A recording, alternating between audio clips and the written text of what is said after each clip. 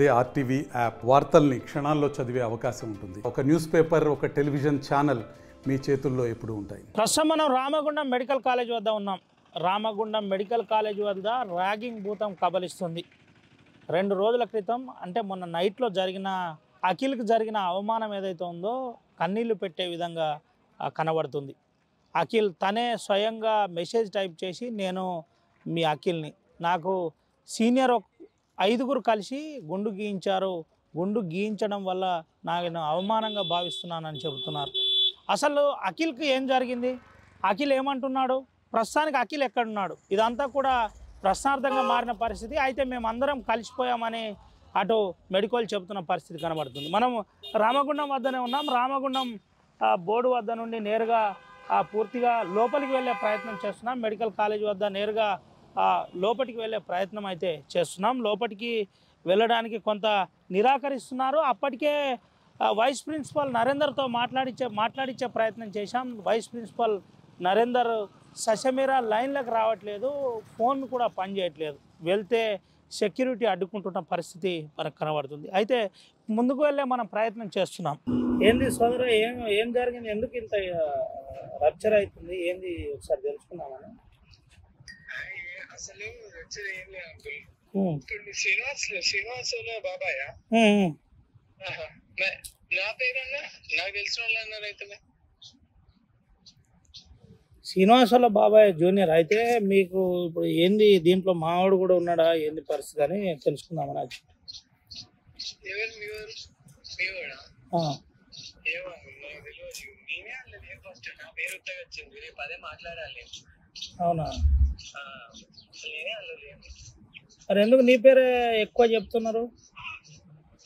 అయితే ఏమో మరి వాళ్ళకే తెలియాలి. రేపు మేడం ఇట్లా పిలుస్తామన్నది.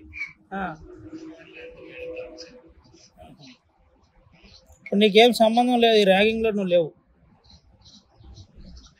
అంటే నేను అనేది ఏంటంటే ఆ గుండు ఆ విషయంలో మాత్రం నేను సంబంధం లేదన్న. ఇప్పుడు ఈ గుండ్లాల్లో ఉన్న వాళ్ళు ఎవరు తమ్మి? వాళ్ళు ఉన్నవాళ్ళు ఇక వాళ్ళు చెప్తారు కానీ దీంట్లో దాచుకునేది ఏం లేదు. ఇప్పుడు నువ్వు లేకపోతే నేను డైరెక్ట్ నాతో ఏమన్నా అయితే హెల్ప్ చేస్తా, మనం ముందే చెప్తున్నా డైరెక్ట్. హెల్ప్ అంటే ఏం లేదన్న, ఇక గుండెలతో అంటే ఇక వాళ్ళే మీద ఇక కింద జరిగింది. ఆ రోజు నేను అసలు వచ్చి క్రికెట్ మ్యాచ్ సైలెంట్ గా పని లేని పనిలే.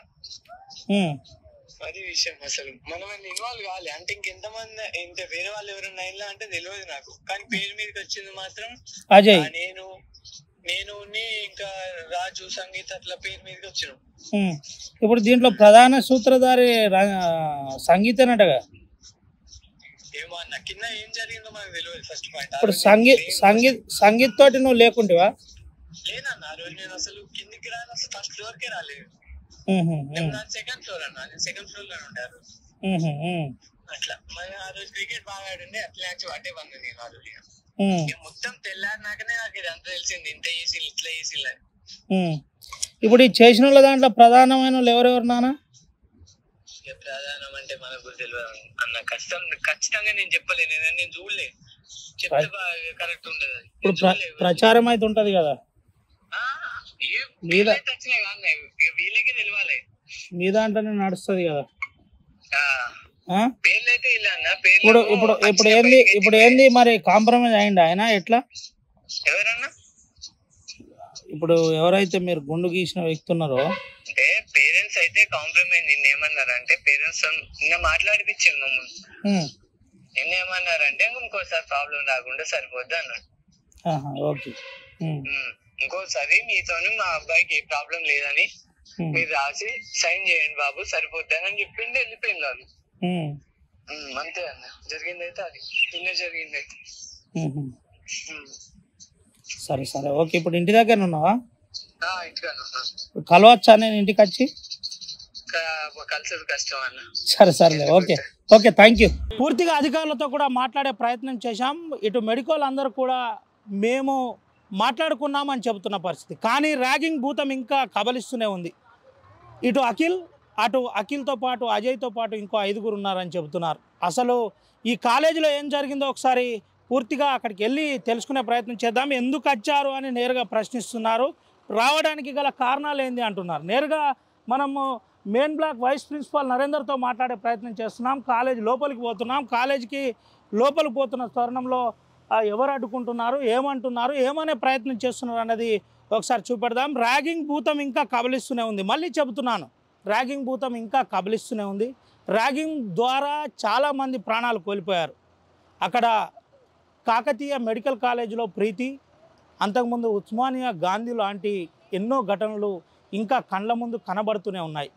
ఇదంతా జరిగినప్పటికీ మళ్ళీ Ramagundam medical college, Singareni medical కాలేజీలో ర్యాగింగ్ భూతం ఏమంటుంది? ర్యాగింగ్ ద్వారా కలిసిపోయాం, కాంప్రమైజ్ అయ్యామని చెప్తున్నప్పటికీ ఎందుకోసమని ఇంకా ర్యాగింగ్ కబలిస్తుందన్న దానిపై ఒకసారి మాట్లాడిద్దాం. పూర్తిగా మనల్ని అడ్డుకునే ప్రయత్నం చేస్తున్నారు, దాడి చేసే ప్రయత్నం చేస్తున్నారు. కెమెరా ఇప్పటికే గుంజుకున్న పరిస్థితి అయినప్పటికీ భయపడకుండా మళ్ళీ మనం ముందుకు వెళ్ళే ప్రయత్నం చేస్తున్నాం. ఒకసారి ఇప్పటికే పోలీసులు వచ్చారు, పోలీసులు వచ్చి ఎంక్వైరీ చేస్తున్నారు. అనుమతి లేనిది లోనికి ఎందుకు వచ్చారని ప్రశ్నిస్తున్న పరిస్థితి.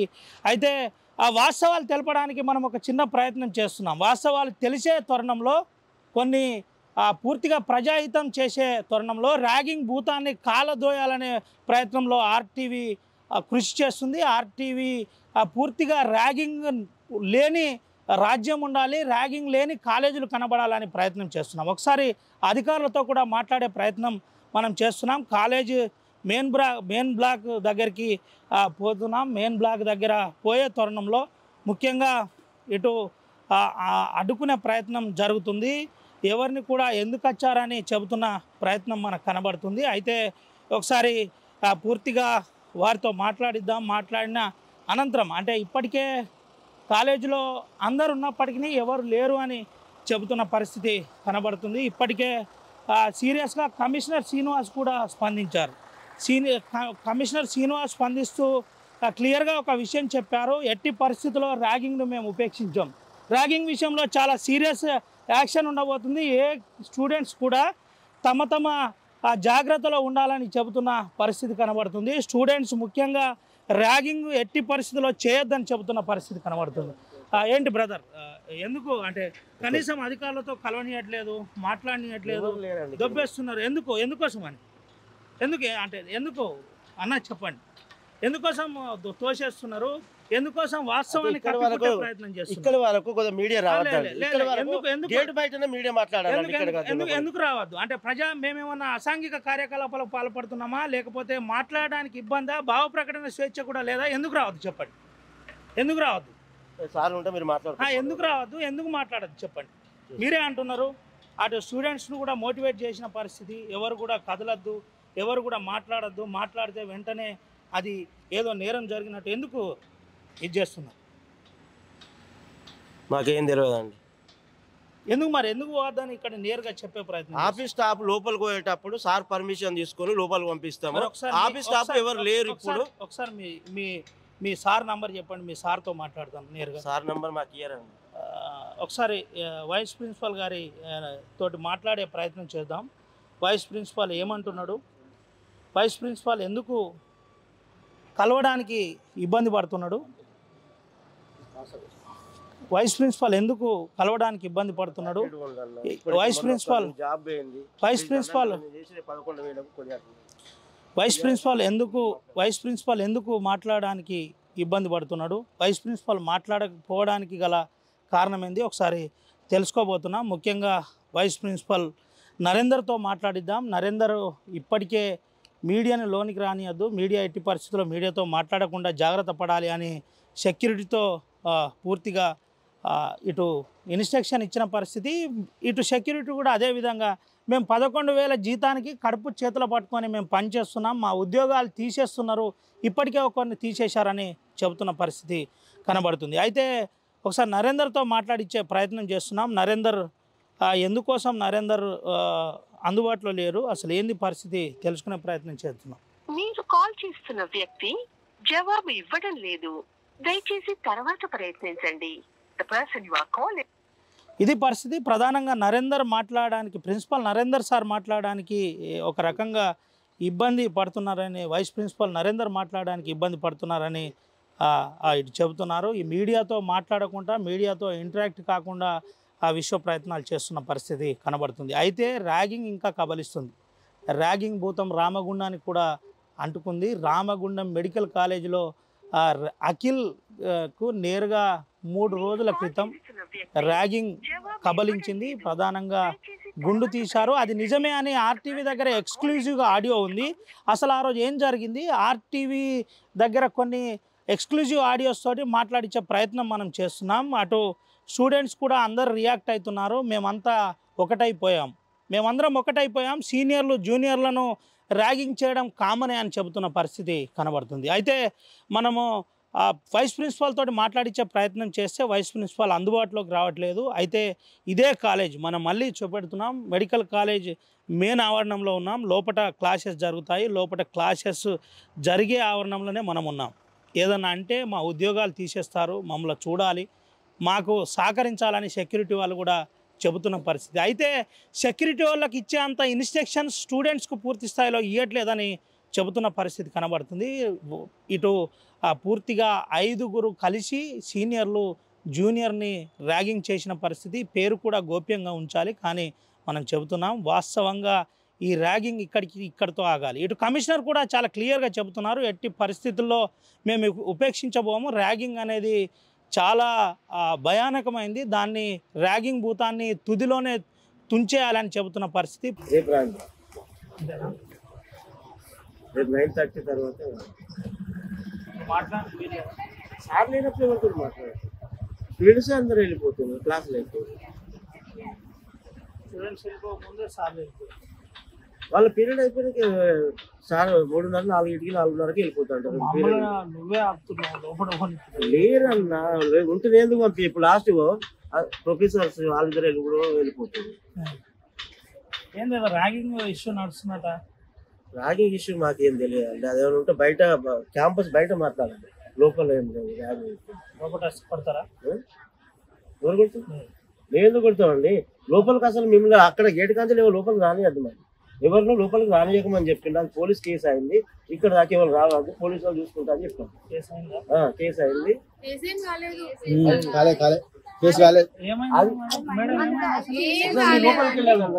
లోపలికి వెళ్ళాలి, బయట మాట్లాడండి.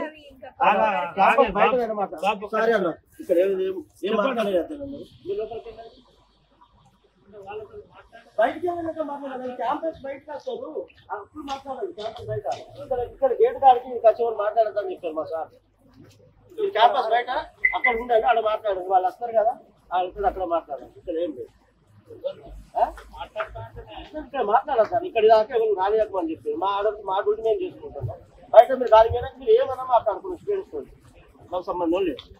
మా క్యాంపస్ ఇక్కడ కాలేజీ వరకు అయితే ఎవరు రావాలి. కేసు మేము ఎందుకు పెడతాం అన్న? మాకు చెప్పింది మా డ్యూటీ మేము చేసుకుంటాము. ఎందుకు దొబ్బుతాం? మాకేం పని మీరు దొబ్బడానికి? కంపల్సరీ రోజు ఉంటాను అడగండి. సంవత్సరాల నుంచి ఉంటారు. వీళ్ళ మీరు వచ్చినారో వాటి వరకు ఉండలేరు.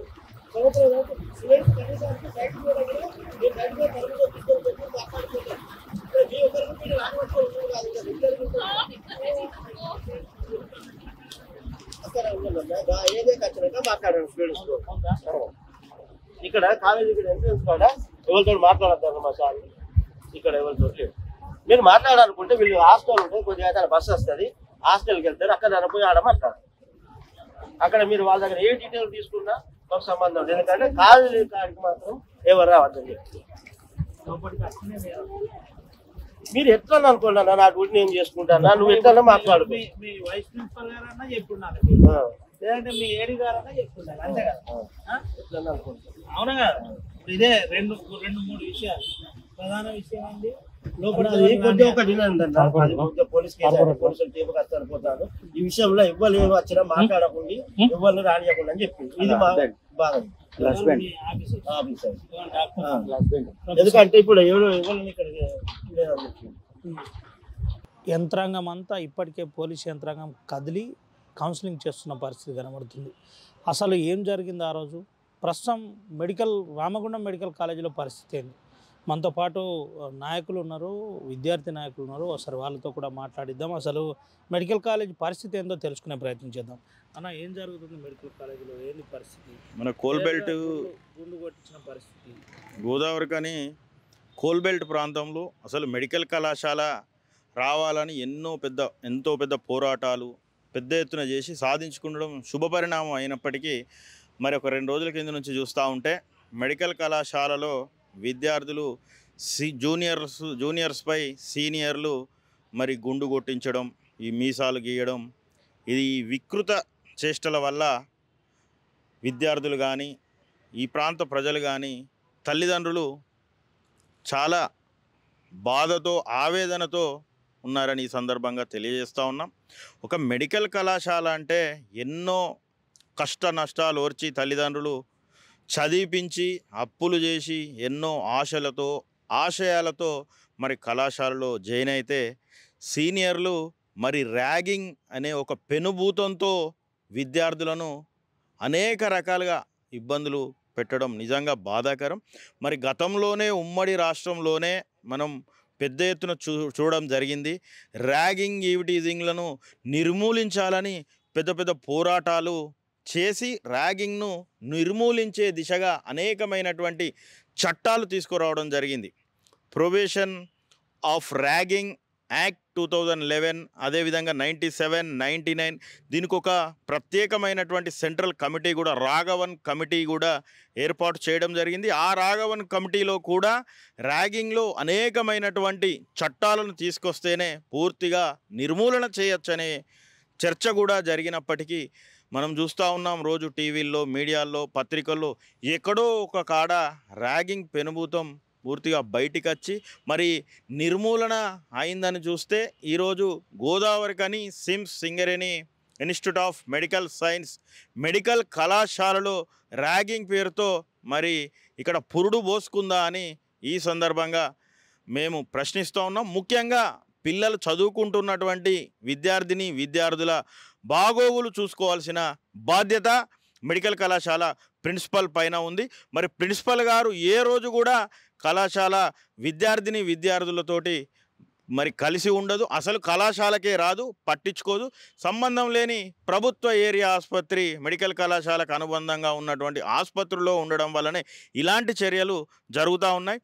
దీనికి పూర్తి బాధ్యత కూడా మెడికల్ కళాశాల ప్రిన్సిపల్ పైనే ఉంది.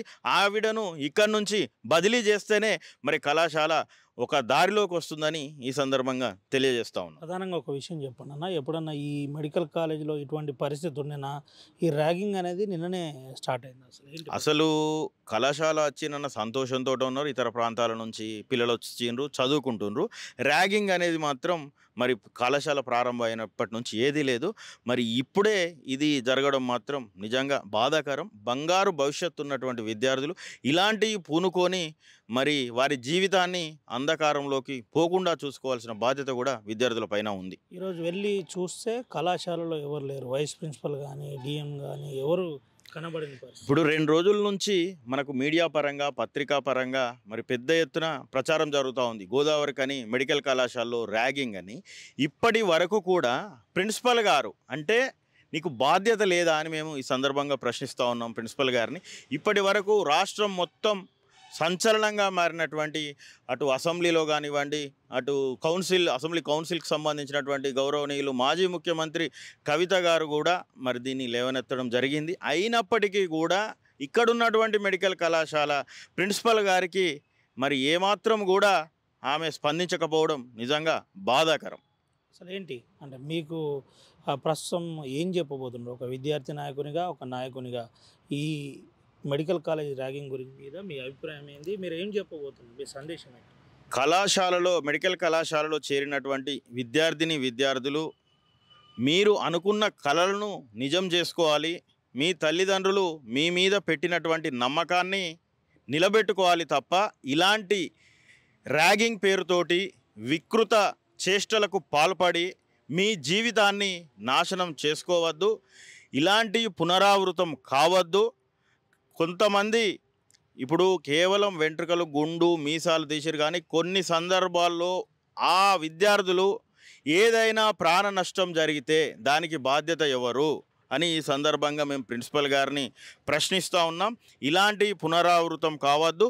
ఈ ర్యాగింగ్కు పాల్పడినటువంటి పిల్లలను కూడా శిక్షించవలసిన అవసరం ఉన్నప్పటికీ మీ బంగారు భవిష్యత్తును మాత్రం ఖరాబ్ చేసుకోవద్దని ఈ సందర్భంగా మేము తెలియజేస్తా ఉన్నాం. మేము కాంప్రమైజ్ అయిపోయినాం, కలిసిపోయినాం, ఇక ముందు ఇట్లా జరగదు, దీన్ని అనవసరంగా మీరు రాద్ధాంతం చేస్తున్నారని అటు విద్యార్థులే స్వయంగా చెబుతున్నారు.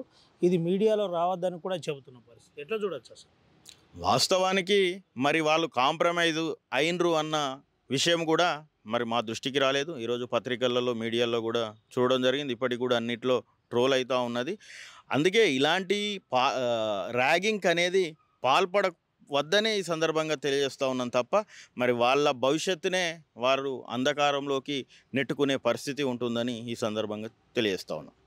చెప్తాం. ఎట్లా చూడొచ్చు ఏంటి ప్రస్తుతం మెడికల్ కాలేజ్ పరిస్థితి? మెడికల్ కాలేజ్ పరిస్థితి చాలా దారుణంగా తయారైంది. తెలంగాణ రాష్ట్రం మొత్తం ఇవాళ గోదావరికని రామగుండం ప్రాంతంలో ఉన్న మెడికల్ కాలేజ్ వైపే చూస్తూ ఉన్నది. ఈరోజు విద్యార్థులు వారి జీవితాన్ని వారే నాశనం చేసుకోవడం జరిగింది. ఎందుకంటే ఇంతవరకు తెలంగాణ రాష్ట్రంలో మెడికల్ కాలేజ్ రామగుండంలో వచ్చిన కాడ నుంచి ఇంతవరకు ఏ ర్యాగింగ్ అనేది మనం చూడలేదు. మొన్న సోమవారం రాత్రి నుంచి విద్యార్థులు ఆందోళనకు గురవుతూ ఉన్నారు. సీనియర్లు జూనియర్లపై ర్యాగింగ్ చేసుకుంటూ వారికి గుండు కొట్టించి మీసాలు గీస్తూ వాళ్ళను కొన్నిసార్లు బట్టలు విప్పి తిరిగిపిచ్చే ప్రయత్నం కూడా చేస్తూ ఉన్నారు అని మా దృష్టికి రావడం జరిగింది. దీనికి మేము ప్రిన్సిపల్ గారికి ఒకసారి విన్నపం ఉంచుకోవడం కూడా జరిగింది. వారు ఇంతవరకు ఎటువంటి చర్యలు తీసుకోక మా దాంట్లో అట్లాంటి ఏమి జరగవని చెప్పి కొట్టివేయడం జరిగింది. దీనిపై మేము చాలాసార్లు ప్రిన్సిపాల్ గారికి చెప్పినాము. అయినా తను నిమ్మకు నీరెత్తనట్టు వహించుకుంటూ కాలేజ్ కాంపౌండ్లో ఒక ప్రిన్సిపల్ లాగా తను ఉండకుండా ఒక మెడికల్ కాలేజ్లో తను ఎప్పటికీ దాంట్లో ఉండడం చాలా బాధాకరం. ఏంటి అంటే ఏం చేయబోతున్నారు రానున్న రోజుల్లో విద్యార్థి సంఘాల నాయకులుగా ఏం చెప్పబోతున్నారు, ఏం చేయబోతున్నారు? ఇవి ర్యాగింగ్ భూతం మీద ఏ విధంగా ఉండబోతుంది మీ కార్యాచరణ? ర్యాగింగ్ భూతంపై మా కార్యాచరణ ముందు ఫస్ట్ ప్రిన్సిపల్ గారు కాంపౌండ్లో ఉంటే ఎటువంటి ఇబ్బందులు ఉండవు. విద్యార్థులతో కమ్యూనికేషన్ అయ్యి ఏం జరుగుతుంది ఏం జరగబోతుంది తెలుసుకుంటే ఇటువంటి ఏమి ఉండవు అని చెప్పేసి మా యొక్క విన్నపం. ఇది పరిస్థితి. ప్రధానంగా ప్రిన్సిపలే ఉండకపోవడం దీనికి ప్రధాన కారణం అని చెబుతున్నారు. ప్రిన్సిపల్ లేకపోవడం వల్లనే ఇదంతా జరుగుతుంది. ముఖ్యంగా విద్యార్థులకు సరి అయిన క్రమశిక్షణ లేకపోవడం, మరొకటి కాంపౌండ్లో ప్రిన్సిపల్ లేకపోవడం, మరొకటి ప్రధానమైన అంశం ఇది దీంతో పాటు ఫస్ట్ ఇయర్ విద్యార్థికి సంబంధించిన ర్యాగింగ్ ఏదైతే ఉందో సంచలనంగా మారింది. అది కాస్త రాజధాని వరకు చేరిందని చెబుతున్న పరిస్థితి కనబడుతుంది. పూర్తిగా ఇకనైనా అధికారుల తీరు మారాలి. పూర్తిగా వైస్ ప్రిన్సిపల్ నుంచి మొదలుకొని మెడికల్ కాలేజీలో ఉన్న అధికారుల తీరు మారాలి. అధికారులు విద్యార్థులకు అనుగుణంగా బోధించాలి తప్ప ఈ విధంగా చేయడం చాలా బాధాకరమని, ముఖ్యంగా ప్రిన్సిపల్ తన వ్యవహార శైలి మార్చుకొని విద్యార్థులకు సరైన క్రమశిక్షణ బోధించాలని చెబుతున్న పరిస్థితి కనబడుతుంది. మరోపక్క విద్యార్థులు అయితే మేమందరం కలిసిపోయాం, ఒకటయ్యాం, ఎట్టి పరిస్థితుల్లో దీన్ని రాద్ధాంతం చేయొద్దని చెబుతున్న పరిస్థితి కూడా కనబడుతుంది. అయితే ఏది ఏమైనప్పటికీ ర్యాగింగ్ భూతం కబలిస్తుంది, కదిలిస్తుంది, కాటేస్తుంది, చంపేస్తుంది. కాబట్టి ఇలాంటిది లేకుండా ఇది గుండుతోనే మీసాలతోటే సరిపడింది. ఇది కాస్త ముందుకు పోతే ప్రాణాపాయమే ఉంటుంది. అందరు జాగ్రత్త ఉండాలని ప్రజా సంఘాల నాయకులు, విద్యార్థి సంఘాలు చెబుతున్న పరిస్థితి కనబడుతుంది. సుమంతో రవినాయక్, RTV, ఆదిలాబాద్ నుండి. మరిన్ని వీడియోస్ కోసం ఛానల్ ని సబ్స్క్రైబ్ చేయండి. లేటెస్ట్ అప్డేట్స్ కోసం వాట్సాప్ ఛానల్ ని ఫాలో చేయండి. అండ్ లింక్ డిస్క్రిప్షన్ లో ఉంది.